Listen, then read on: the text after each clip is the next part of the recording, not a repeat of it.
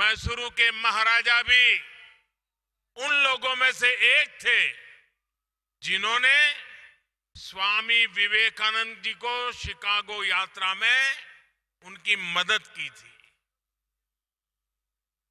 स्वामी जी का भारत भ्रमण इस बात का भी प्रमाण है कि कितनी ही सदियों से हमारी चेतना एक थी, एक राष्ट्र के रूप में हमारी आत्मा एक थी। ये एक भारत श्रेष्ठ भारत की भावना का अमर उदाहरण है। इसी भावना को अमृत काल में देश नए संकल्पों के साथ आगे बढ़ा रहा है। साथियों, स्वामी विवेकानंद जी कहते थे कि जब युवा ऊर्जा हो, जब युवा शक्ति हो, तो भविष्य का निर्माण करना, राष्ट्र का निर्माण करना उतना ही आसान होता है। कर्नाटका की इस धरती ने खुद ऐसी कितनी ही महान विभूतियां दी है जिन्होंने अपने कर्तव्यों को सर्वोपरि रखा। बेहद कम उम्र में असाधारण काम किए। कित्तूर की रानी चेन्नम्मा देश की अग्रणी महिला स्वतंत्रता सेनानियों में से एक थी। उन्होंने सबसे मुश्किल समय में भी आजादी की लड़ाई को नेतृत्व दिया। रानी चेन्नम्मा की ही सेना में उनकी साथी संगोली रायण्णा, ऐसे वीर योद्धा भी जिनके शौर्य ने ब्रिटिश सेना का हौसला तोड़ दिया था। इसी धरती के नारायण महादेव डोनी मात्र 14 साल की उम्र में देश के लिए बलिदान देने वाले शहीद बने थे। युवा की जीवटता क्या होती है, उसके हौसले कैसे मौत को भी मात दे सकते हैं, ये कर्नाटका के सपूत लांस नायक हनुमंथप्पा खोप्पड़ ने सियाचिन के पहाड़ों में दिखा दिया था। -55 डिग्री तापमान में भी वो 6 दिन तक मौत से मुकाबला करते रहे थे और वहां से जिंदा निकल करके आए थे। ये सामर्थ्य केवल शौर्य तक ही सीमित नहीं है। आप देखिए, श्री विश्वेश्वरैया जी ने इंजीनियरिंग में अपना लोहा मनवाकर ये साबित किया कि युवा प्रतिभा किसी एक दायरे में बंधी नहीं होती है। इसी तरह देश के अलग अलग हिस्सों में हमारे युवाओं की प्रतिभा और क्षमता एक से एक कल्पनातीत, अविश्वसनीय उदाहरणों का अंबार लगा हुआ है। आज भी मैथ से लेकर के साइंस तक जब दुनिया के मंचों पर प्रतियोगिताएं होती हैं तो भारतीय युवाओं की काबिलियत विश्व को विस्मित कर देती है। साथियों, अलग अलग कालखंड में किसी भी राष्ट्र की प्राथमिकताएं बदलती है, उसके लक्ष्य बदलते हैं। आज 21वीं सदी के जिस पड़ाव पर हम भारतीय पहुंचे हैं, हमारा भारत पहुंचा है, वो उपयुक्त समय सदियों के बाद आया है। और इसकी सबसे बड़ी वजह है भारत का ये युवा सामर्थ्य, ये युवा शक्ति। आज भारत एक युवा देश है। दुनिया की बड़ी युवा आबादी हमारे देश में है, हिंदुस्तान में है। युवा शक्ति is the driving force of India's journey. The next 25 years are important for building the nation. Yuva Shakti's dreams decide India's direction. Yuva Shakti's aspirations decide India's destination.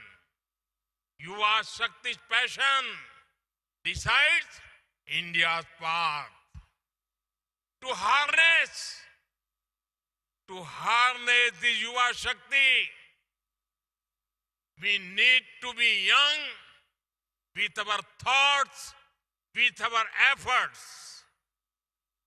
To be young is to be dynamic in our efforts. To be young is to be panoramic in our perspective. To be young is to be pragmatic. Friends, if the world looks to us for solutions, it is because of the dedication of our Amrit generation. आज जब दुनिया भारत की तरफ इतनी उम्मीदों की नजर से देख रही है, तो इसके पीछे आप सभी मेरे युवा साथी हैं। आज हम दुनिया में 5वें नंबर की अर्थव्यवस्था है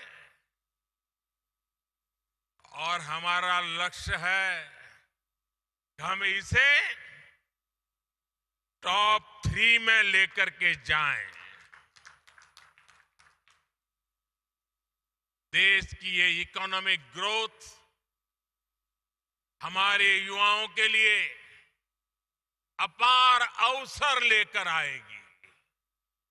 आज हम कृषि के क्षेत्र में दुनिया की अग्रणी ताकत है। कृषि के क्षेत्र में टेक्नोलॉजी और इनोवेशन से एक नया रिवॉल्यूशन आने वाला है। इसमें युवाओं के लिए नए अवसर पैदा होंगे, नई ऊंचाइयों पर जाने के नए रास्ते खुलेंगे। स्पोर्ट्स के क्षेत्र में भी आज भारत दुनिया की एक बड़ी पावर बनने की तरफ अग्रसर हो रहा है। ये भारत के युवाओं के सामर्थ्य के कारण ही संभव हो पा रहा है। आज गांव हो, शहर हो या कस्बा, हर जगह उफान पर है युवाओं का जज्बा। आज आप इन बदलावों के साक्षी बन रहे हैं। कल आप इसकी ताकत से फ्यूचर लीडर बनेंगे। Friends, this is a special time in history. You are are a special generation. You have a special mission. This is the mission of making an impact for India on the global scene. For every mission, a foundation is needed. Whether it is economy or education, sports or startups, skill development or digitalization, in every domain, a strong foundation has been laid in the last 8-9 years. The runway is ready. The runway is ready for your takeoff. Today, there is a great optimism in the world towards India and its youth. This optimism is about you. This optimism is because of you. And this optimism is for you. Today, there are global voices saying this century is India's century. It is your century. The century of India's youth. There are global surveys saying majority of the big investors want to invest in India. These investors want to invest in you, India's youth. Indian startups are getting record investments. Many global companies are setting up manufacturing plants to make in India. From toys to tourism, defense to digital, India is making headlines across the world.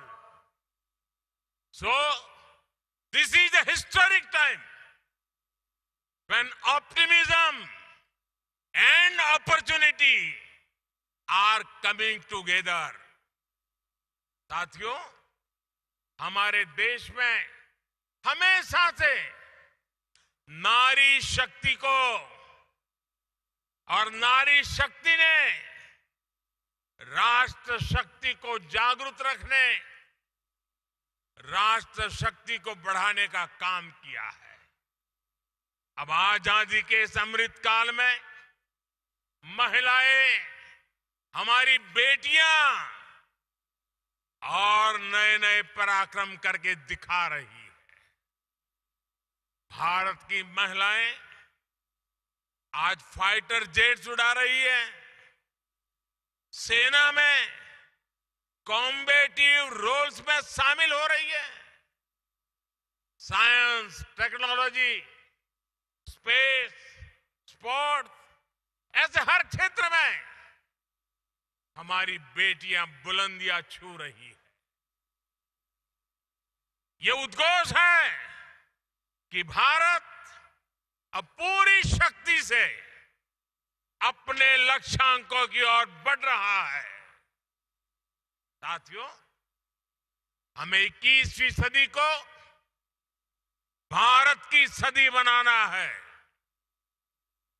और इसलिए ये जरूरी है कि हम वर्तमान से 10 कदम आगे की सोचें। हमारी सोच फ्यूचरिस्टिक हो, हमारी अप्रोच फ्यूचरिस्टिक हो।